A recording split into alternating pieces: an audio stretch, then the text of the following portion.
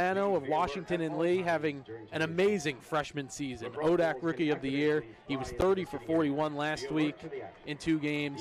And Blake Malamphy on the other side, the sophomore, going 14 for 17 against St. Joseph and went even at 50% against Swarthmore at 12 for 24.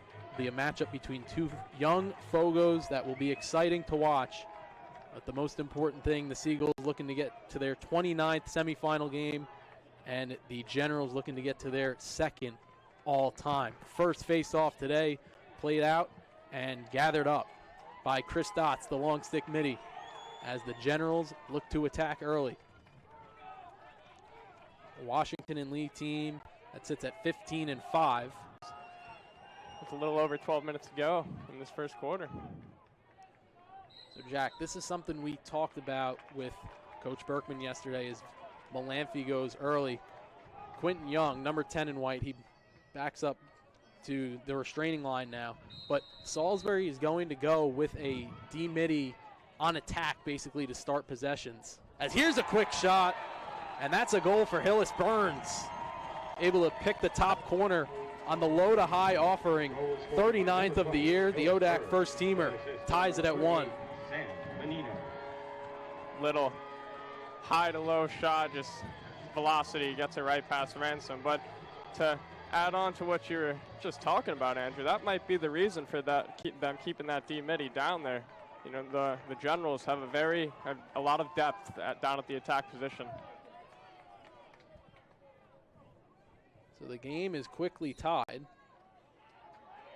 Malamphy and Spano dueling in the middle. Malamphy comes out of the pack with the ground ball. He goes forward and shoots, and he scores. Boy, oh boy. Some quick goals from both teams. Blake Malamphy, now his 7th of the year, off the face-off. It's 2-1. Malamphy wins the face-off, doesn't find that point man, and decides to let it rip. It pays off. It's his 7th goal in the season. Got a Fogo goal now and a D-midi goal in the first quarter of this game. As once again, the 2 face-off men scrap, and Braden Glushiko, the All-American short stick, out of the pack with the GB. Seagulls take the ball. We're now 3 minutes through. And if you just joined us, it all happen.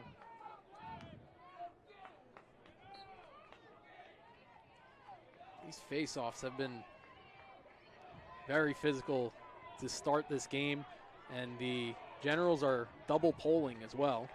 Dots, ground ball pickup.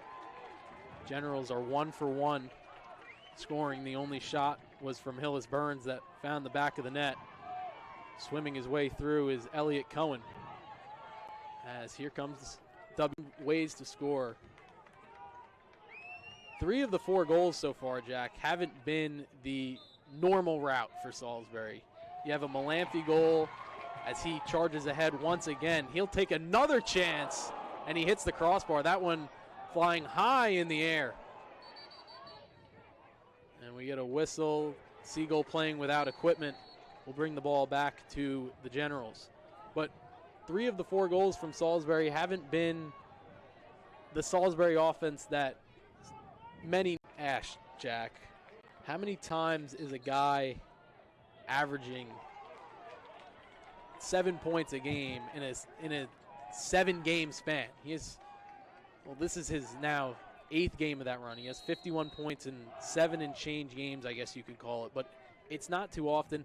And correct there, but yeah, the Generals haven't scored since that 14-minute mark in this first quarter. Definitely being held by the Salisbury defense here, hoping to maybe get a little bit of a hotter start to start this second quarter here. There's a potential for Hillis Burns stepping off sides. The flag in the air on the far side as he was the 7th man over. He'll just on the season.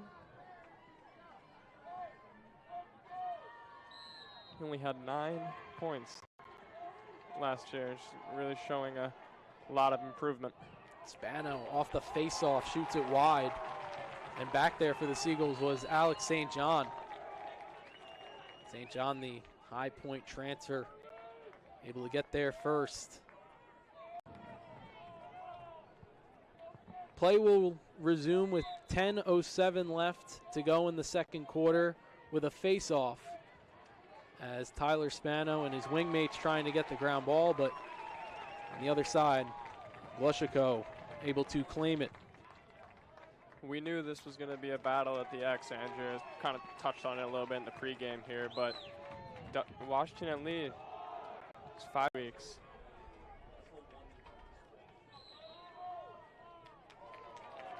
He has found a way to one-up himself from last year. In the ODAC conference. And, very well deserved. This ball will go to Salisbury.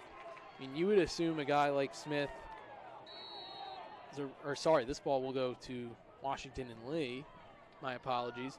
But Jack, you would assume that this was a team that won the ODAC championship last year over Lynchburg, and they didn't even get a chance to defend their title in the championship game. Coach McCabe said they didn't overlook that Yellow Jackets team. It's just a team that was playing great lacrosse at the right time and beat them 10-9. But kind of the assignment for this young Washington and Lee squad and the coaching staff was collects his 57th of the year. Leading goal scorer for Salisbury, as Malamphy has a face-off win. He has a free look if he wants it, but he elected to pass for Keaton, who could not make the catch, and the ball given away. Huge goal scorer for this general offense.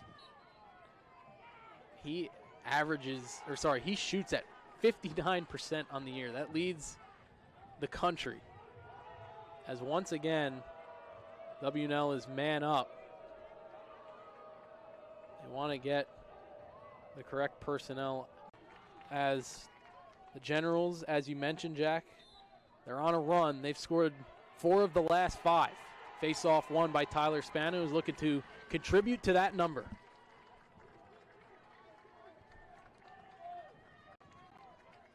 Albrecht's the junior, had it for a moment, junior from Mountain Lakes, New Jersey, going up against a former teammate in high school in John DeFazio. Stop him, just can't figure it out. This is a Washington and Lee team, as Spano has the face-off. He's not going to take it on net. He elects to flip it off. Gene McCabe near the box trying to call timeout, and he gets the timeout. Tufts slated for 7:30 p.m. tonight, and that is the time that is for the game on Sunday as well. The Final Four, the game tomorrow, the Final Four matchup is set for 7:30 here. Wong with 2 goals, 1 assist, as Tyler Spano and Blake Malamphy face off. Spano with a quick race ahead. That one an off-speed pitch for Ransom. He was guessing it was going to be harder against the ground. Spano took some speed off of it, and that allows him to score, as Spano with his 5th of the year. Ransom Washington and Lee goals. Seemed like he knew where that ball was going to go. He had or at least an idea of where Spano was going to shoot. You see him drop down to his knees there, but it just seems you kind of saw Spano just pushed it out of his stick. It's almost like, some of those face-off heads could be really warped. He might have that might have just been accidental and worked in his favor. Well, Jack, the way these two face-off guys have been dueling all game, it's now a 12 for 20 advantage for Spano. You would expect a little bit of recent games, only with 5 saves so far on 8 goals. You are definitely right about that one. He hasn't been at his sharpest form, as Spano swims by and scores another one. What a play from Tyler Spano as he picks up another goal. It's a 2-goal game in Washington and Lee. able to put up a run on the Seagulls. The Generals definitely got out to it a little slow, but since the end of that first quarter and start of the second here, it's just been all Washington and Lee. They have just they've figured out this Salisbury defense, and they're just capitalizing. Simply put. Jack, I think you can agree with me on this one as this one is played out, and Dots has it. Actually a stoppage, and ball will go to Salisbury. A player like Spano's caliber, freshman coming into the program from Charlottesville, Virginia. He is it's a 1-minute cross check. Only one wingman out there for Salisbury, or for the Generals, excuse me. But Spano kind of neutralizes that as he wins the faceoff. Let's see if he can hang on to the ball here. Maybe even take it on net. Spano with the wild shot goes high, and he didn't even know he was the closest one to that ball as it soared out of the stadium. Regardless, it stays with Washington and Lee. Let's see if they can get a shot off here, man down, or they want to kill this penalty. Now it's his 72nd goal in the season. But for a team to not be able to hold him once the entire season says a lot. I mean, he gets stopped on the first shot, Jack, and he probably said, like, hey, I shoot at almost 60%. You're not supposed to stop me. I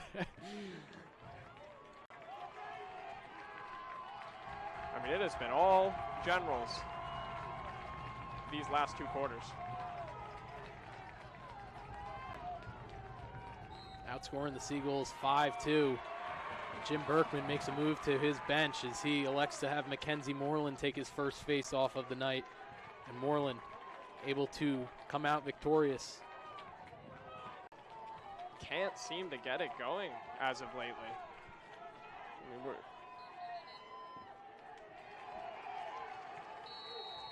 as Moreland went early, the Generals have a chance to take the lead on the #1 ranked Seagulls.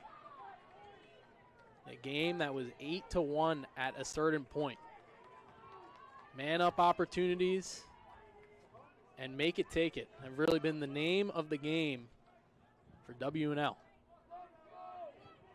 It's the 5-loss Amaninos, 24th of the year. Make it 13-12. Spano, face-off win. Trying to elude DeFazio and others. Spano up ahead. Shifts directions. Couldn't get the ball out. That could have been his hat trick. He gets it back and he scores. That is a hat trick for Tyler Spano. It's now a 2-goal game. 8 goals in the quarter for Washington and Lee, and they're up by 2. Tyler Spano, the Fogo. He's doing it all today. 17 for 27 at the X with 2 goals. I mean, honorable mention All-American. We see why. I mean, he is just putting everything he has on the line here. And the Generals with a 2-goal lead over the Seagulls. It's definitely not something we say much, Andrew. I believe for maybe less than a quarter that Salisbury's been trailing at home. I mean, a win streak at home that has lasted 55 games. I mean, we know this team has goal scorers, but what they're doing tonight is, it's amazing. It's great. It's great lacrosse. Moreland, the face-off win, under 10 to go. Can the Seagulls get any sort of life to head into the 4th? Gloshiko looking for the chance. He misses, and that does it for the 3rd quarter. A 9-2 Washington and Lee advantage in the 3rd quarter. That's the most goals Salisbury's given up all year in a quarter. And there's been games where they've only let up 2 goals over 60 minutes on this season. Truly uncanny numbers right now. Hillis Burns looking to continue it. That's a nice save by Nick Ransom. Ball is on the ground. DeFazio falling. It's loose on the far side and taken by James Haley. For him in the second half.